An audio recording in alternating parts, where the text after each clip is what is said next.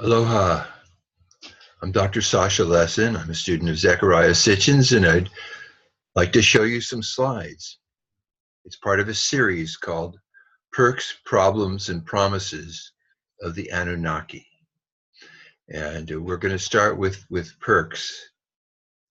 Here's some slides.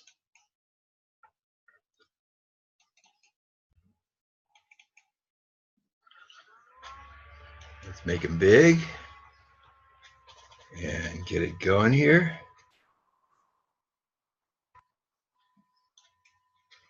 From the beginning, as I say.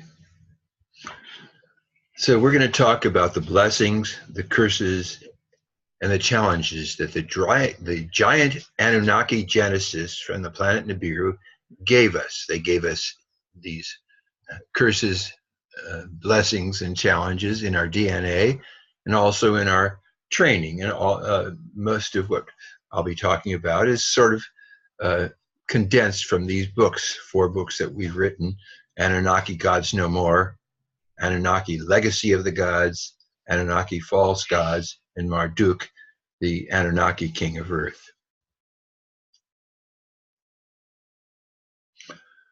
So we're going to look at who the Anunnaki are.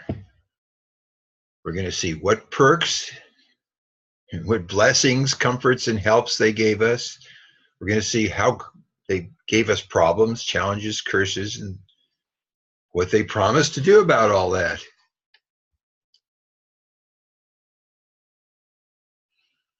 Who are they? These are real big guys. I mean, like, 12 feet high on their home planet, particularly.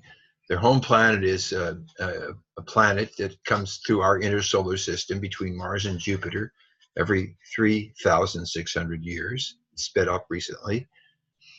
Here's you can get an idea of their size. Here's one of the Anunnaki, the big guy with the beard, and there's people, 5'5" or 6" human beings. You can see their relative sizes.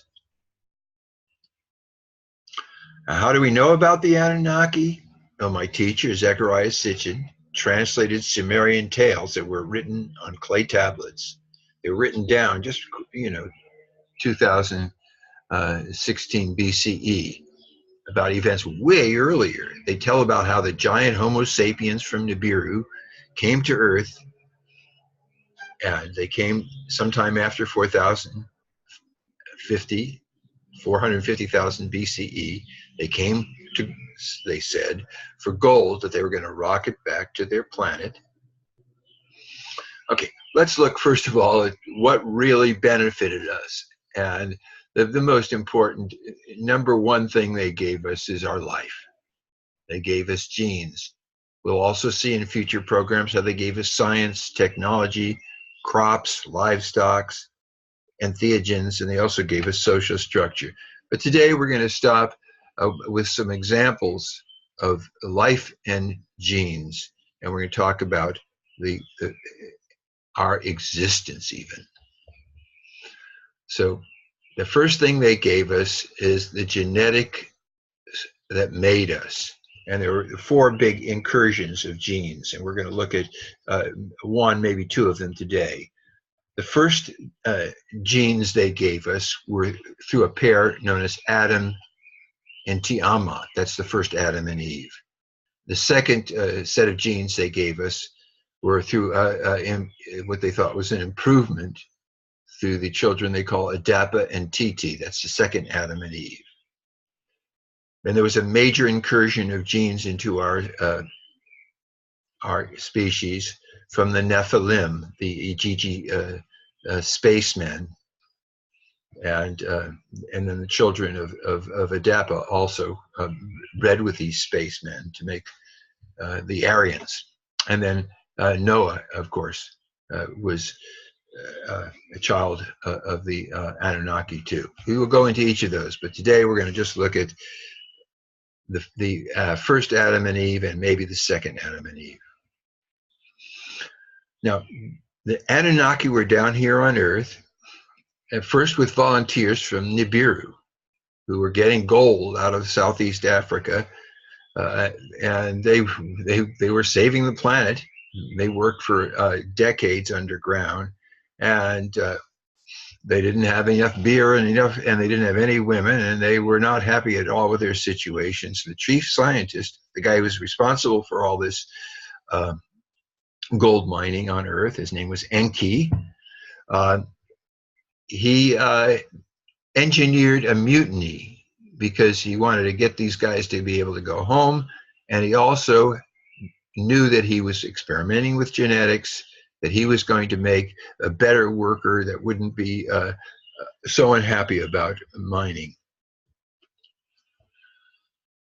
So this guy, the scientist, his name was Enki, and his sister Nimma, and his son Ningishita, they made clones first. They took their genome, the Nibiru genome. They're great big Homo sapiens, except they're great big, and they took some genes from a local hominoid, Homo erectus, who had been placed on the planet earlier by terraformers. And Nibiruan women lent their mitochondrial DNA, that is, they were put in the wombs of women from Nibiru, scientists, and these same women nurtured and nursed the original clones, the original hybrid clones. And it was what they were using as for the zygotes, for the female part of the zygotes, were the zygotes from Homo erectus, that was just the ancestor of Bigfoot. Homo erectus was very, very interesting to them because Homo erectus communicated telepathically. And Homo erectus was compassionate, empathetic in a way that the people from Nibiru, were these big, tough warrior types, were not. And they attracted Enki's attention. Homo erectus attracted Enki's attention because they were going around letting animals out of traps and carrying on in an affectionate way that his species, the Anunnaki, did not. The son took a zygote from a Nibiran, probably from Nimma, and it had been planted. It had already been placed in her. This was a fertilized zygote that was from the sperm of Ningishita and or from Enki, one of the two, and it was placed in her womb. So it was her MDMA, the first of these clones, the first of our species, had black hair, dark red-brown skin. It was a boy, and they named him Adamu. He was just like the Nibirans, except he had a foreskin. Nibirans don't have foreskins, but in every other way, he was like a Nibiran child.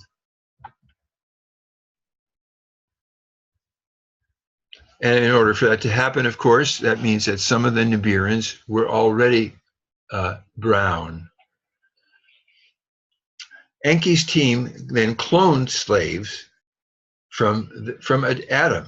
And there's this ancient picture showing the birth of Adam, the first Adam. You'll see there's more than one. The first girl was implanted not in Nimma, but in Enki's wife. Her name is Damkina. And the first girl of our species was blonde and blue-eyed. Her name was Ti-amat. She had the MDMA then from two Nibiruan women. From her own MDMA and from the earlier zygote that had MDMA from Nimma in it. So that's the first hybrid Anunnaki erectus female was Ti-amat.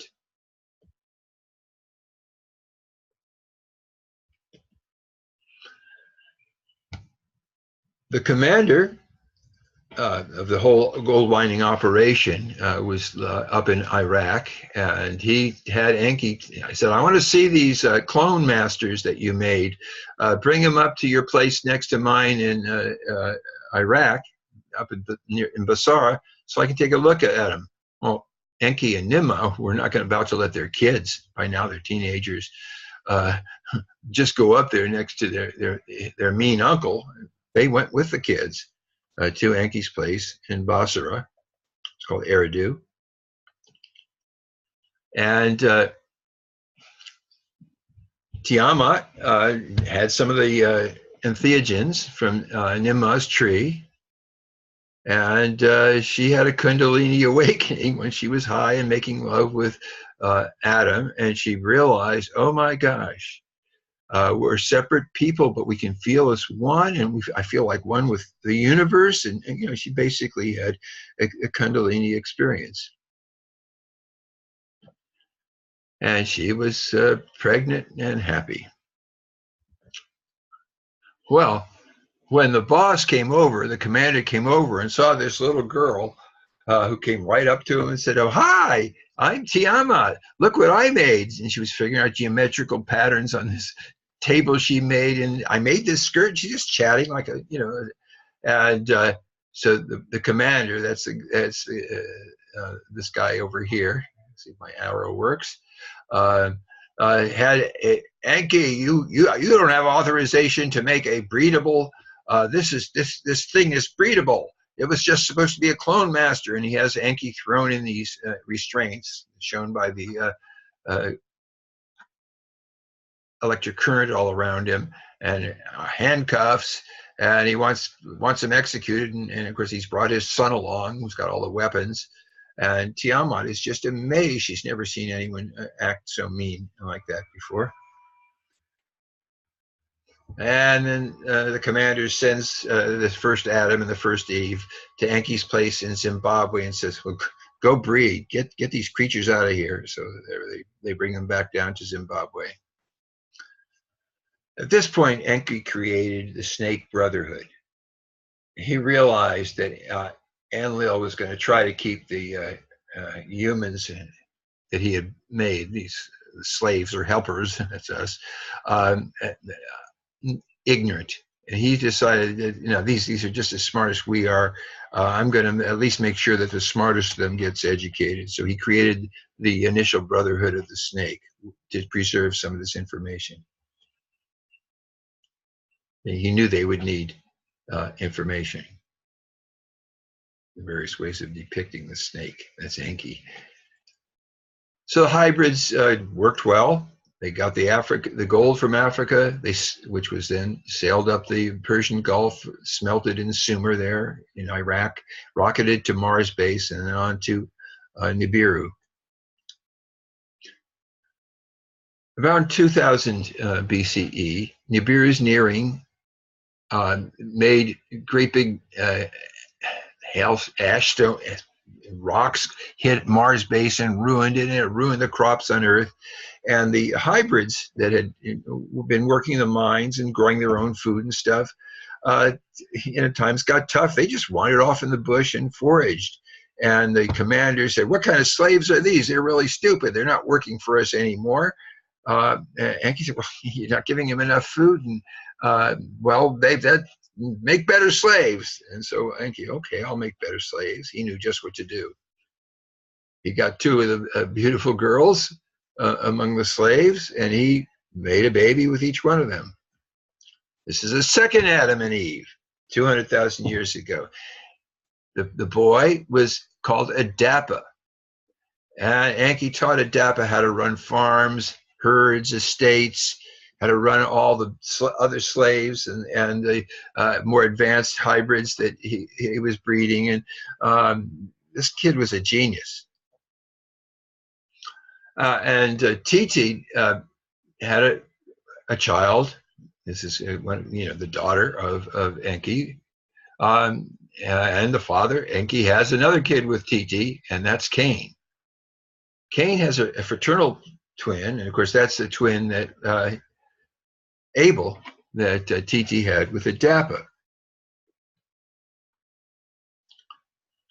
I think that's about enough for that part of the show. We will go into the rest of what they gave us in the way of genes next time.